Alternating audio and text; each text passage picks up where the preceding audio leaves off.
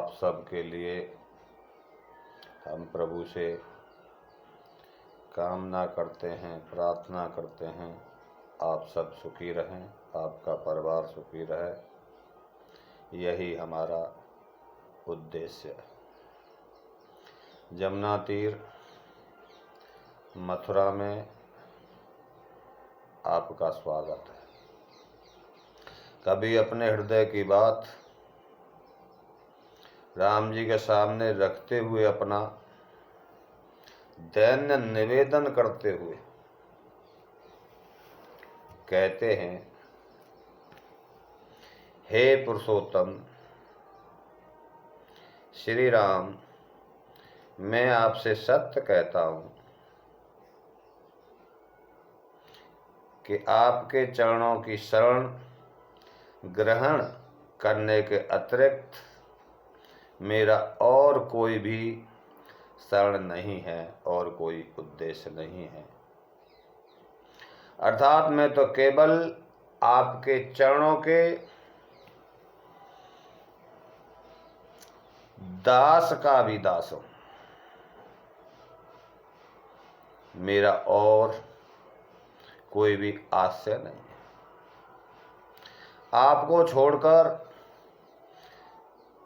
मैं अन्यत्र कहाँ जाऊं? मेरे तो सर्वत्र आप ही हैं, मेरे तो सर्वत्र प्रभु आप ही हैं। हे प्रभु, केवल मैं ही आपका सबसे बड़ा सेवक हूं, यह मैं नहीं जानता। मुझसे भी अधिक श्रेष्ठ आपके अन्य भी तो सेवक होंगे ही, किंतु जब आप अपने सेवकों की, अपने भक्तों की गणना करेंगे, उस समय कदाचित मेरा स्मरण तो करेंगे ही।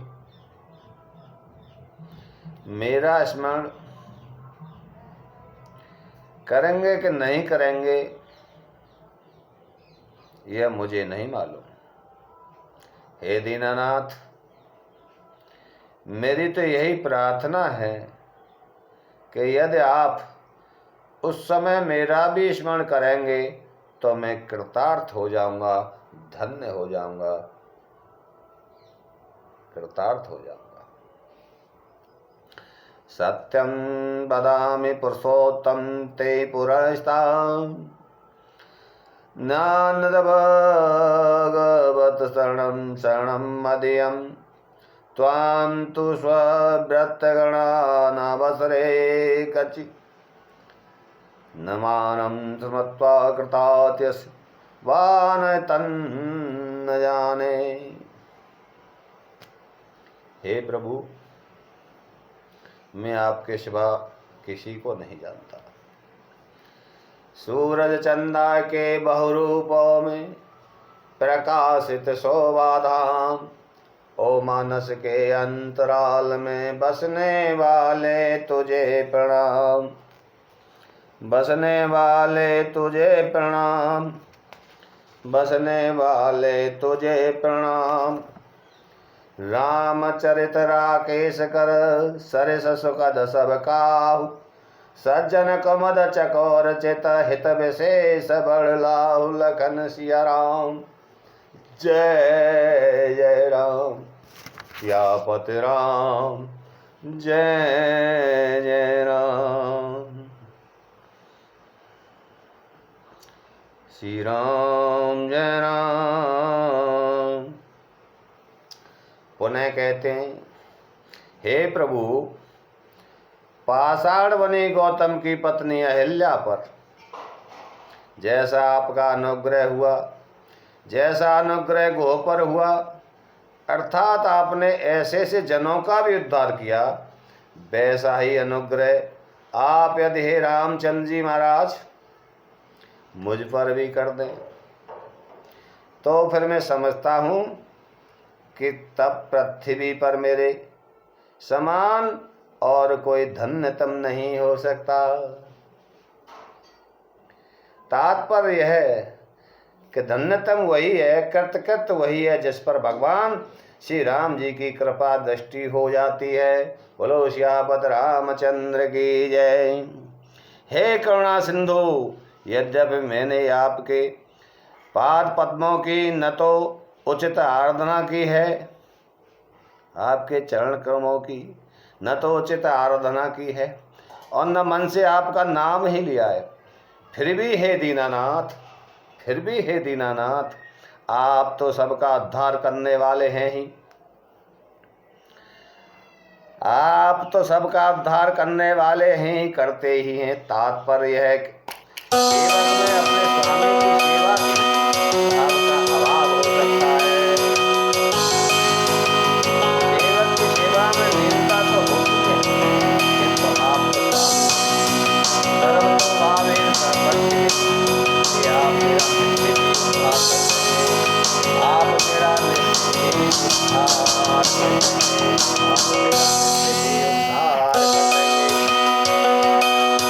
क्योंकि महापुरुषों का तो धर्म ही है दीनों अनाथों का उपकार करना। हे प्रभु, यदि आप ऐसा नहीं करेंगे तो आपका वो व्रत है वह मिथ्या हो जाएगा। बोलो सियापत रामचंद्र भगवान की जय। श्री राम जी की भक्ति अपार महिमा एवं अनंत शक्ति का वर्णन करते हुए कहते हैं, हे जानकी वल्लभ, हे पुण्य कीर्ति श्री राम, आपकी अतुल शक्ति दारती भक्ति की जय हो, भक्ति की जय हो, भक्ति की जय हो।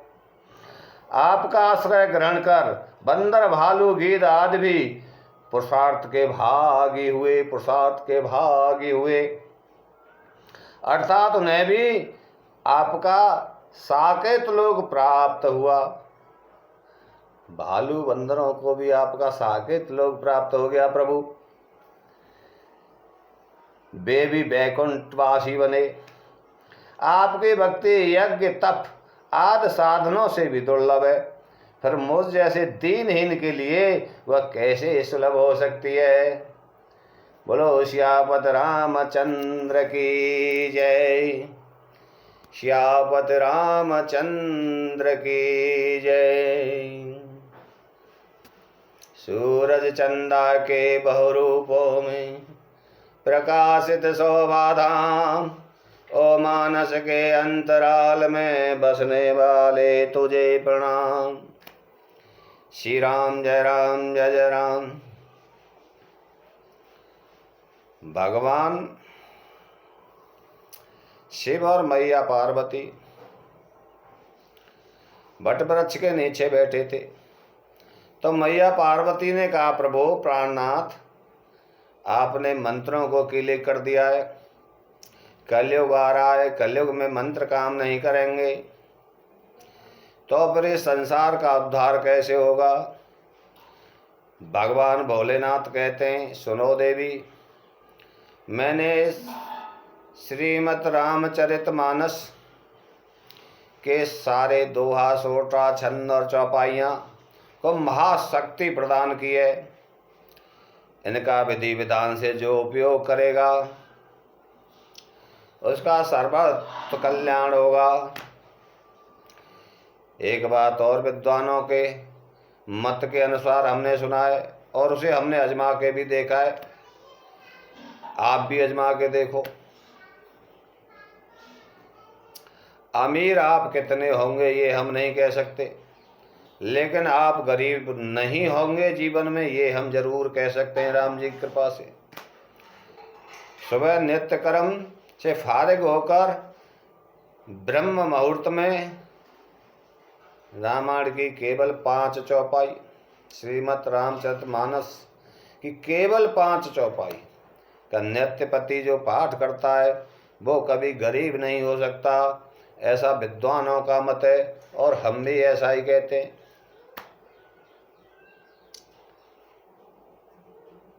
अब वो 5 चौपाई कौन सी हैं, कौन सी चौपाइयों का पाठ किया जाए, ये चौपाई हम आपको अगले वीडियो में बताएंगे। बोलो सियापत रामचंद्र की जय।